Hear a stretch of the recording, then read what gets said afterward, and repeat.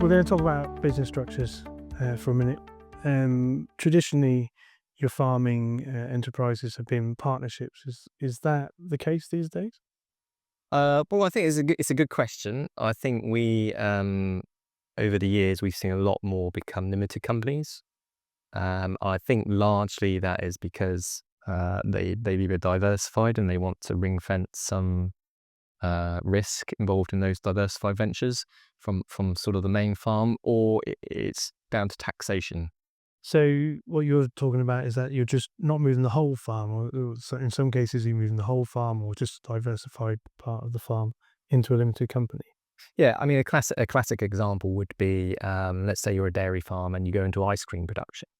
You're now selling ice cream to customers, and there's a risk with food production that is going direct to the customer that something might go wrong, and you want to ring fence that liability, so you might run the ice cream production through a company. So that's the idea of the corporate veil around Right. the corporate entity on that side of it. So yeah. So you mentioned taxation as well. So the differences between the income tax and corporation tax is one of the reasons why people are incorporating more these days. Yeah, so I suppose it all comes down to level of profitability, and we've had such volatile periods over the last uh, 5 to 10 years that some people out there have made consistently good profits and struggle with the higher rates of income tax, which you would traditionally suffer under a partnership or a sole trade. Whereas a company, the taxation is slightly different. So while they do have sort of an upper and a lower tax band, it ranges from 19 to 25%. So theoretically, I could make as much money as I liked, and my top rate of tax would be 25% within a company. Where the additional sort of taxation kicks in to make it more akin to, say, an unincorporated entity is where I then try and extract money out of the company. Um, but as a company, you then have control as to when you want to take that money out. So when that tax hits you effectively.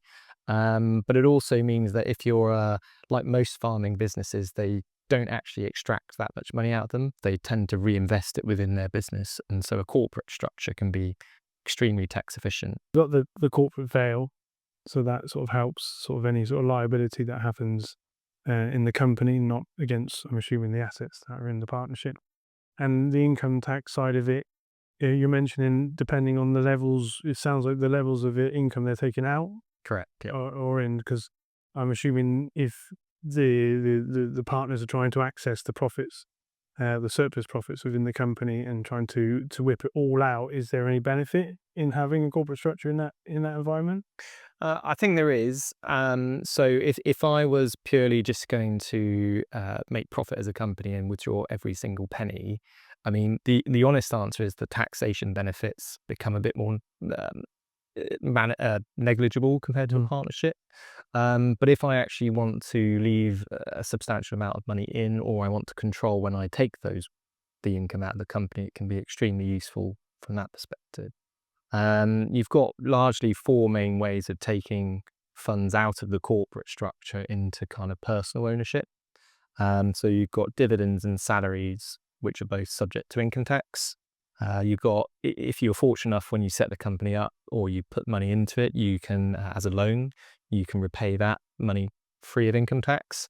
And the fourth way is the company can actually make pension contributions on your behalf. So these can be tax deductible to the company, but only taxable in the future when you start drawing your pensions. So it can actually be quite an efficient way to build a retirement pot for the future, which can, if you build up a good pot, it can then you can be a bit freer in what you then give away for planning your succession. So it sounds like there's lots of options. There's more options when you've got a corporate structure around if you have surplus profits. I think they can be, yeah. I think the other thing that's quite good about them, so the company is, the ownership of the company is based on its shares. And in reality, you can have as many shares as you want. So what that is very good at is it means you can also divide the company up into as many segments as you like. So if you wanted different family members to have different percentage ownerships of the whole business, it can be very flexible in how you achieve that. So it sounds like the flexibility is a real big positive on extracting funds, building wealth within a company, and also the shareholders side of it. The other aspect is, so we've explored that it's a positive thing to have a corporate in the right situation. So how do we practically go about it? How to incorporate part of the business? Well, there's a lot of taxes that have to be thought about before you probably even start doing it. So you must make sure that you explore. Well, there's a couple of different ways of how you go about the incorporation in terms of from a tax perspective. Are you selling your assets to a company? Are you giving them to the company or something along those? So understanding the implications are quite important. But actually, how you actually go about forming the company, it's ultimately a legal exercise. But there are plenty of formation agents out there that work with your accountant who can help you do that. But you've also got to think about all your key stakeholders of your business. So, for example, classically, you've got landlords and you've got the bank. Mm. And depending on kind of what your business is and who you're supplying and who your customer base are, then you might have some really key suppliers and customers that you need to talk to as well. And Matt, so we've effectively, so say we've decided to have a company, and let's use your ice cream side of it. So now we've got a farm partnership. We have a company selling the ice cream, maybe the production side of it, and you've managed to sort of navigate the taxes between the two entities. We're in that scenario now. We've spoke about inheritance tax relief, and we might have a few new partners over here, and the partners now will probably have shares in the company. So, what are the other sort of things that we need to be sort of looking at as a family in that structure? Uh, I think you've got to have clear agreements on how the company is going to operate or the business is going to operate, which would be equally relevant whether you're a company or a partnership with multiple individuals. So normally classically having documents such as partnership agreements, shareholders agreements that are really a set of rules for those individuals to run the business by would be vital.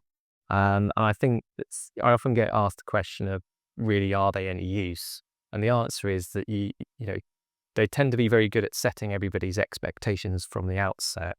And so that you likelihood are you avoid complications between the business owners themselves, but also I can definitely assure you if you have any problems in terms of disputes and so on, those documents are worth their weight in gold. Yeah, so making sure you've got a good lawyer at the table as well at that point in time.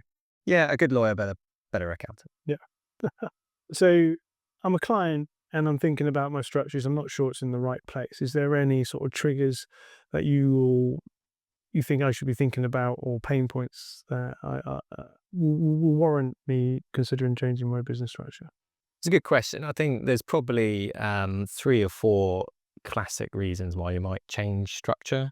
I think one is if you're constantly battling high rates of tax, then potentially it's worth considering.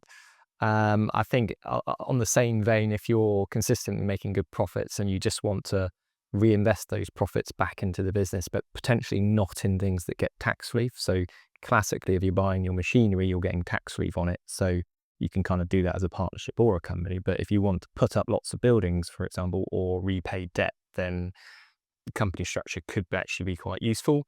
You've got, in some cases, it can be really useful as a succession tool. As I said, it can, depending on how you want your succession to take place, it's much easier to divide a company up into shares segments rather than dividing a farm up, for example. Who's getting which field, where if you want to keep it together as one business but have different people owning different shares of it, a company model could be quite good.